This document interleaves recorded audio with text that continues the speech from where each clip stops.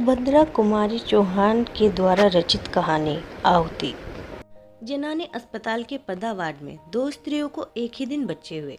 कमरा नंबर 5 में बाबू राधेश्याम जी की स्त्री मनोरमा को दूसरी बार पुत्र हुआ था। उन्हें प्रसूति ज्वर हो गया था। उनकी अवस्था चिंताजनक थी। वे मृत्यु की घड़ियां गिन रही थीं। कमरा नंबर 6 में कुंतला की मां के 7वां बच्चा लड़की हुई थी। माँ बेटी दोनों स्वस्थ और प्रसन्न थे। घर में कोई बड़ा आदमी न होने के कारण माँ की देखभाल कुंतला ही करती थी। उसके पिता एक दफ्तर में नौकरी करते थे। उन्हें पत्नी की देखभाल करने की फुर्सत ही कहाँ थी। पंडित राधेश्याम जी एडवोकेट अपनी माँ और कई नौकरों के रहते हुए भी पत्नी को छोड़कर कहीं न जाते थे। 10 दिन बाद कुंतला की माँ पूर्ण स्वस्थ होकर बच्ची समेत अपने घर चली गई और उसी दिन राधेश्याम जी की स्त्री का देहांत हो गया। अपने नवजात शिशु को लेकर वे भी घर आए, किंतु पत्नी विहीन घर उन्हें जंगल से भी अधिक सूना मालूम हो रहा था। पत्नी के देहांत के बाद राधेश्याम जी ने दृढ़ निश्चय कर लिया था कि वे दूसरा विवाह नहीं करेंगे। मनोरमा पर उनका अत्यंत प्रेम था। वह अपने चिन्ह स्वरूप जो एक छोटा सा बच्चा छोड़ गई थी, वही राधेश्याम जी का जीवन आधार था। वे कहते थे कि इसी को देखकर और मनोरमा की मूर्ति की पूजा करते हुए अपने जीवन के शेष दिन बिता देंगे। जिस हृदय मंदिर में वे एक बार मनोरमा की पवित्र मूर्ति की स्थापना कर चुके थे, वहां पर किसी दूसरी प्रतिमा की स्थापित नहीं कर सकते थे। घर से उन्हें विरक्ति सी हो गई थी। भीतर वे बहुत कम आते, अधिकतर बाहर बैठक में ही रहा करते। घर में आते ही वहां की एक एक वस्तु उन्हें मनोरमा की स्मृति दिलाती। उनका हृदय विचलित हो जाता। जिस कमरे में मनोरमा रहा करती थी, उसमें सदा ताला पड़ा रहता। उस कमरे में वे उस दिन से कभी ना गए थे जिस दिन से मनोरमा वहां से निकली थी। जीवन से उन्हें वैराग्य सा हो गया था। आने जाने वालों को वे संसार की असरकता और शरीर की नश्वरता पर लेक्चर दिया करते। कचहरी जाते, वहां भी जीन ना लगता। जिन लोगों से 50 रुपया फीस लेनी होती, उनका काम 25 में ही कर देते। गरीबों के मुकदमे वे बिना फीस के ही खड़े हो जाते। सोचते, रुपए के पीछे हाय हाय करके करना ही क्या है, किसी तरह जीवन को ढकेल ले जाना है। तात्पर्य यह है कि जीवन में उन्हें कोई रुचि ही न रह गई थी। दूसरे विवाह की बात आते ही उनकी गंभीर मुद्रा को देखकर किसी को अधिक कहने सुनने का साहस ही न होता। अतः सभी यह समझ चुके थे कि राधेश्याम जी का अब दूसरा विवाह ना करेंगे। उनकी माता ने भी उनसे अनेक बार दूसरे विवाह के लिए कहा, किंतु वे टस से मस ना हुए। अंत में वे अपनी इस इच्छा के साथ ही इसलिए से विदा हो गईं। इसके कुछ दिन बाद राधेश्याम जी जब एक दिन अपनी बैठक में कुछ मित्रों के साथ बैठे थे और बाहर उनका लड़का हरिहर नौकर के साथ खेल रहा था, सामने से एक तांगा निकला। न जाने कैसे तांगे का एक पहिया निकल गया और तांगा कुछ दूर तक घिसटता हुआ चला गया। एक 7-8 साल का बालक तांगे से गिर पड़ा और एक बालिका, जो कदाचित उसकी बड़ी बहन थी, गिरते गिरते बचकर दूसरी तरफ खड़ी हो गई। चालक को अधिक चोट आई थी। बालिका ने मृग शावक की तरह घबराए हुए अपने 2 सुंदर नेत्र चंचल गति से सहायता के लिए चारों ओर फेरे और फिर अपने भाई को उठाने लगी। राधेश्याम जी ने देखा और दौड़ पड़े। बालक को उठाकर झाड़ने पोंछने लगे।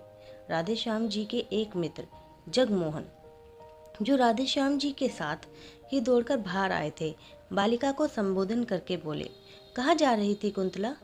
मौसी के घर जनेऊ है, वहीं अम्मा के पास जा रही थी, कुंतला ने शर्माते हुए कहा। कुंतला को देखते ही राधेश्याम जी की एक सोई हुई स्मृति सी जाग उठी। दूसरा तांगा वाला बुलवा कर कुंतला को इसमें बैठाकर उसे रवाना करके राधेश्याम जी जगमोहन के साथ अपनी बैठक में आ गए। एक दिन बात ही बात में राधेश्याम ने जगमोहन से पूछा, भाई, वह किसकी लड़की थी जो उस दिन तांगे पर से गिर पड़ी थी? जगमोहन ने बतलाया कि वह पंडित नंदकिशोर तिवारी की कन्या है। पढ़ी लिखी, गृह कार्य में कुशल और सुंदर होने पर भी धन अभाव के कारण वह अभी तक कुंवारी है। बेचारे तिवारी जी 50 प्रति माहवार पर एक ऑफिस में नौकर है। बड़ा परिवार है। 50 प्रति में तो खाने पहनने को ही मुश्किल में पूरा पड़ता होगा। फिर लड़की के विवाह के लिए 2-3 हजार रुपये कहाँ से लाएं? कानी कुब्जों में तो बिना वेहरने के कोई बात ही नहीं करता। कष्ट में है बेचारे। लड़की सयानी है, पढ़ लिख कर किसी मूर्ख के गले भी तो नहीं बांधना चाहते। एक बार तिवारी जी पर उपकार करने की सद्भावना से राधे श्याम जी का हृदय आतुर हो उठा, किंतु तुरंत ही मनोरमा की स्मृति ने उन्हें सचेत कर दिया। तिवारी जी पर उपकार करना मनोरमा को हृदय से बुला देना था। राधे श्याम को जैसे कोई भूली बात याद आ गई हो। वे अपने आप ही सिर हिलाते हुए बोल उठे, नहीं, यह कभी नहीं हो सकता। राधे श्याम की हृदय की हलचल को जगमोहन ने ताड़ लिया। वार करने का उन्होंने यही उपयुक्त अवसर समझा। संभव है निशाना ठीक पड़े। जगमोहन, तुम क्या कहते हो राधे श्याम? है ना लड़की बड़ी सुंदर, पर बेचारी को कोई योग्य वर नहीं मिलता। अगर तुम इससे विवाह कर लो तो कैसा रहे? राधे श्याम उदासीनता से बोले, भाई, लड़की सुंदर तो जरूर है, पर मैंने तो विवाह न करने की प्रतिज्ञा ली है। जगमोहन उत्साह भरे शब्दों में बोले, अरे छोड़ो भी, ऐसी प्रतिज्ञा तो पत्नी के देहांत के बाद सभी कर लेते हैं। उसके माने यह थोड़ा है कि फिर कोई विवाह करता ही नहीं। अरे भाई, जन्म और मृत्यु जीवन में लगा ही रहता है। संसार में जो पैदा हुआ है वह मरेगा, जो मरा है वह फिर आएगा। रंज किससे नहीं होता, किंतु उस रंज के पीछे बैरागी थोड़ी बन जाना पड़ता है। और फिर अभी तुम्हारी उम्र ही क्या है, यही ना 35-36 साल की। बस जीवन भर तपस्या करने की बात है। बिना स्त्री के घर जंगल से भी बुरा रहता है। ब्रिजेश की माँ 4 दिनों के लिए मैके चली जाती है तो घर जैसे काट खाने को दौड़ता है। राधेश्याम बोले, यह कोई बात नहीं जगमोहन, घर से तो मुझे कोई मतलब नहीं है। जिस दिन मनोरमा का देहांत हुआ, मेरे लिए घर घर ही नहीं रह गया। बात इतनी है कि बच्चे की देखभाल करने वाला अब कोई नहीं है। अम्मा थी तब तक तो कोई बात ना थी, पर अब बच्चे को कुछ भी देखभाल नहीं होती। नौकरों पर बच्चे को छोड़ देना उचित नहीं, और मैं कितनी देखभाल कर सकता हूँ, तुम ही सोचो। परिणाम यह हुआ कि बच्चा दिनों दिन कमजोर होता जा रहा है। राधेश्याम का विवाह कुंतला के साथ हो गया। उनकी उजड़ी हुई गृहस्थी में बहार आ गई। मनोरमा के बंद कमरे का ताला खोलकर उनके चित्रों पर हल्की रंगीन जाजिम का पर्दा डाल दिया गया। उस घर में फिर से नुपुर की ध्वनि सुनाई पड़ने लगी। चतुर गृहिणी का हाथ लगते ही घर फिर स्वर्ग हो गया। कुंतला की कार्यकुशलता और बुद्धि की कुशाग्रता पर राधेश्याम मुग्ध थे। कुंतला के प्रेम के प्रकाश से उनका हृदय आलोकित हो उठा। अब वहां पर मनोरमा की धुंधली स्मृति के लिए कोई भी स्थान ना था। वे पूर्ण सुखी थे। राधेश्याम जी ने दूसरा विवाह किया था, संभवतः हरिहर की देखभाल के लिए ही, किंतु इस समय कुंतला को हरिहर से अधिक राधेश्याम की देखभाल करनी पड़ती थी। उनकी देखभाल से ही वह परेशान हो जाती, इतना थक जाती कि उसे हरिहर की तरफ आंख उठाकर देखने का भी अवसर ना मिलता। कुंतला के असाधारण रूप और यौवन ने तथा राधेश्याम जी की ढलती अवस्था ने उन्हें आवश्यकता से अधिक असावधान बना दिया था। बुरा भला कैसा भी काम हो, सबकी एक सीमा होती है। राधेश्याम जी के इस अनाचार से कुंतला को जो मानसिक वेदना होती सो तो थी ही, इसका प्रभाव उसके स्वास्थ्य पर भी पड़े बिना ना रहा। कुंदन की तरह उसका चमकता हुआ रंग पीला पड़ गया, आंखें निस्तेज हो गईं। 6 महीने की बीमार मालूम होती, वैसे ही वह स्वभाव से सुकुमार थी। अब चलने में उसके पैर कांपते, सदा हाथ पैर में दर्द बना रहता, जी सदा ही अलसाया रहता। खाट पर लेट जाती तो उठने की हिम्मत ना पड़ती। कुंतला की इस अवस्था से राधेश्याम अनभिज्ञ हो सो बात ना थी, उन्हें सब मालूम था। कभी कभी ग्लानि और पश्चाताप उन्हें भले ही होता, किंतु लाचार थे। कहते हैं ढलती उम्र का विवाह और दूसरे विवाह की सुंदर स्त्री मनुष्य को पागल बना देती है। था भी कुछ ऐसा ही। कुंतला अपने जीवन से कुछ बेजार सी हो रही थी, किंतु वह राधेश्याम को किस प्रकार रोक सकती थी? वह तो उनकी विवाहिता ठहरी। 7 भावरे फिर लेने के बाद घनश्याम को उसके शरीर पर पूरी मनोपली सी मिल चुकी थी ना। इधर कुछ दिनों से शहर में एक स्त्री समाज की स्थापना हुई थी। एक दिन उसकी कार्यकारिणी की कुछ महिलाएं आकर कुंतला को निमंत्रण दे गईं। कुंतला ने सोचा अच्छा ही है, घंटे 2 घंटे घर से बाहर रहकर अपने इस जीवन के अतिरिक्त भी देखने और सोचने समझने का अवसर मिलेगा। उसने निमंत्रण स्वीकार कर लिया। वहां गई भी। वहां जितनी स्त्रियों ने भाषण पढ़े या दिए, कुंतला ने सुने। उसने सोचा वह इन सबसे अधिक अच्छा लिख सकती है और बोल सकती है। घर आकर उसने भी एक लेख लिखा। विषय था भारत की वर्तमान सामाजिक अवस्था में स्त्रियों का स्थान। राधे श्याम जी ने भी लेख देखा, बहुत ही प्रसन्न हुए। लेख लिए हुए वे बाहर गए। बैठक में कई मित्र बैठे थे, उन्हें दिखलाया। सभी ने लेखिका की शैली और सामायिक ज्ञान की प्रशंसा की। अपने एक साहित्य सेवी मित्र अखिलेश्वर को लेकर राधे श्याम जी भीतर आए। कुंतला को पुकार कर बोले, कुंतला, तुम्हारा लेख बहुत ही अच्छा है। मुझे नहीं मालूम था कि तुम इतना अच्छा लिख सकती हो, नहीं तो तुमसे सदा लिखते रहने का आग्रह करता। तुम्हारे इस लेख में कहीं भाषा की त्रुटियां हैं जरूर, पर सो ये मेरे मित्र अखिलेश्वर ठीक कर देंगे। अब तुम रोज कुछ लिखा करो, ये ठीक कर दिया करेंगे। मुझे तो भाषा का ज्ञान नहीं, अन्यथा मैं ही देख लिया करता। खैर कोई बात नहीं, यह भी घर के से ही आदमी है। कुंतला के लेखों के देखने का भार अखिलेश्वर को सौंपकर राधे श्याम को बहुत संतोष हुआ। कुंतला को अब एक ऐसा साथी मिला था जिसकी आवश्यकता का अनुभव वह बहुत दिनों से कर रही थी, जो उसे घरेलू जीवन के अतिरिक्त और भी बहुत सी उपयोगी बातें बता सकता था, जो उसे अच्छे से अच्छे लेखक और कवियों की कृतियों का रसस्वादन करा के साहित्यिक जगत की सैर करा सकता था। कुंतला अखिलेश्वर का साथ पाकर बहुत संतुष्ट थी। अब उसे अपना जीवन उतना कष्टमय और नीरस न मालूम होता था। कुंतला और अखिलेश्वर प्रतिदिन एक बार अवश्य मिला करते।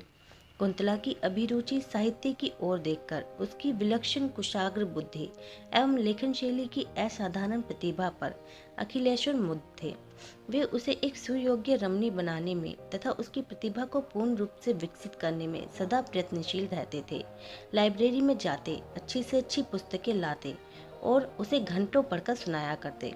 कविवर शैली, टेनिसन और कीट्स तथा महाकवि शेक्सपियर इत्यादि की ऊंची दर्जे की कविताएं पढ़कर उसे समझाते, उसके सामने व्याख्या तथा आलोचना करते और उससे करवाते। हिंदी के धुरंधर कवियों की रचनाएं सुनाकर वे कुंतला की प्रवृत्ति कविता की ओर फेरना चाहते थे। उनका विश्वास था कि कुंतला लेखों से कहीं अच्छी कविताएं लिख सकेगी, किंतु अब राधेश्याम को कुंतला के पास अखिलेश्वर का बैठना अखरने लगा था। वे कभी कभी सोचते, शायद कुंतला के सुंदर रूप पर ही रीझकर अखिलेश्वर उसके साथ इतना समय व्यतीत करते हैं, किंतु वे प्रकट में कुछ नहीं कह सकते थे, क्योंकि उन्होंने स्वयं ही तो उनका आपस में परिचय कराया था। कुंतला राधेश्याम की मन की बात समझती थी, इसलिए वह बहुत सतर्क रहती, किंतु फिर भी यदि कभी भूल से उसके मुंह से अखिलेश्वर का नाम निकल जाता तो राधेश्याम के हृदय में ईर्ष्या की अग्नि भभक उठती। अब अखिलेश्वर के लिए राधेश्याम के हृदय में मित्र भाव की अपेक्षा ईर्ष्या का भाव ही अधिक था। इन्हीं दिनों कुंतला ने 2-4 तुकबंदियां भी की, जिनमें कल्पना की बहुत ऊंची उड़ान और भावों का बहुत सुंदर समावेश था, किंतु शब्दों के संगठन उतना अच्छा नहीं था। अपने हाथ के लगाए हुए पौधे में फूल आते देखकर जिस प्रकार किसी चतुर माली को प्रसन्नता होती है, उसी प्रकार कुंतला की कविताएं देखकर अखिलेश्वर खुश हुए। उन्होंने कविताएं कई बार पढ़ी और राधेश्याम को भी पढ़कर सुनाई। कुंतला की बुद्धि की बड़ी प्रशंसा की, किंतु राधेश्याम खुश न हुए। उन्हें ऐसा मालूम हुआ कि जैसे कुंतला ने अखिलेश्वर के विरह में ही विकल होकर ये कविताएं लिखी हैं। अखिलेश्वर निष्कपट और निस्वार्थ भाव से कुंतला को शिक्षण कर रहे थे। उन्हें कुंतला से कोई विशेष प्रयोजन ना था। कुंतला की इस शिक्षण से उन्हें इतना आत्मसंतोष था कि वे साहित्य की एक सेविका तैयार कर रहे हैं, जिसके द्वारा कभी ना कभी साहित्य की कुछ सेवा अवश्य होगी। राधेश्याम के हृदय में इस प्रकार उनके प्रति ईर्ष्या के भाव प्रज्वलित हो चुके हैं, इसका उन्हें ध्यान भी ना था, क्योंकि उनका हृदय निर्मल और पवित्र था। अखिलेश्वर कई दिनों तक लगातार बीमार रहने के कारण घर से बाहर ना निकल सके।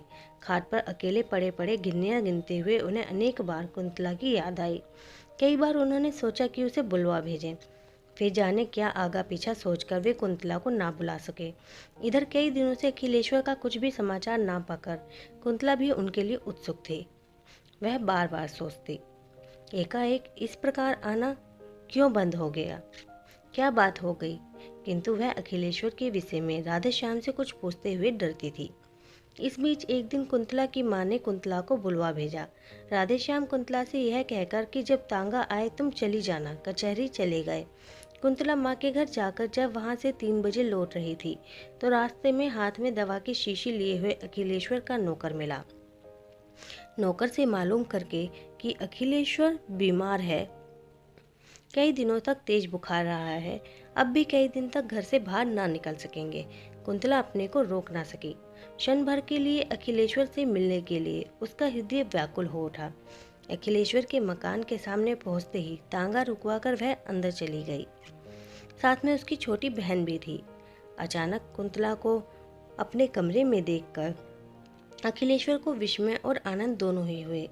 अपनी खाट के पास ही कुंतला को बैठने के लिए कुर्सी देकर वे स्वयं उठकर खाट पर बैठ गए। बोले, कुंतला, तुम कैसे आ गई? इस बीमारी में तो मैंने तुम्हारी बहुत याद की। इसी समय राधे श्याम जी ने कमरे में प्रवेश किया। कुंतला कुछ भी न बोल पाई। राधे श्याम को देखते ही अखिलेश्वर ने कहा, आओ भाई राधे श्याम, आज कुंतला आई तो तुम भी आए, वरना आज 8 दिन से बीमार पड़ा हूँ। रोज ही तुम्हें याद करता हूँ, पर तुम लोग कभी ना आए। फिर घड़ी की ओर देखकर बोले, आज 3 ही बजे कचहरी से कैसे लौट आए? राधे श्याम ने रुखाई से उत्तर दिया, कोई काम नहीं था इसलिए चला आया। फिर पत्नी की ओर मुड़कर बोले, चलो चलते हो, मैं तो जाता हूँ। अखिलेश्वर ने बहुत रोकना चाहा, पर वे ना रुके, चले ही गए। उनके पीछे पीछे कुंतला भी चली। जाते जाते उसने अखिलेश्वर पर एक ऐसी मार्मिक दृष्टि डाली जिसमें ना जाने कितनी करुणा, कितनी विवशता, कितनी कातरता और कितनी दीनता थी। कुंतला चली गई, किंतु उसकी इस करुण दृष्टि से अखिलेश्वर की आंखें खुल गई। राधे श्याम के आंतरिक भावों को अब वे समझ सके। घर पहुंचकर कुंतला कुछ न बोली, वह चौके में चली गई। कुछ ही क्षण बाद उसने लौटकर देखा कि उसके लेख, कविताएं, कॉपियां, पेंसिल और अखिलेश्वर द्वारा उपहार में दी गई फाउंटेन पेन सब समेटकर किसी ने आग लगा दी है।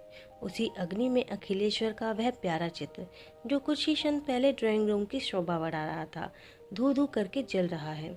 और ऊपर उड़ती हुई लपटें मानो यह कह रही हैं, कुंतला, यह तुम्हारे साहित्यिक जीवन की चिता है।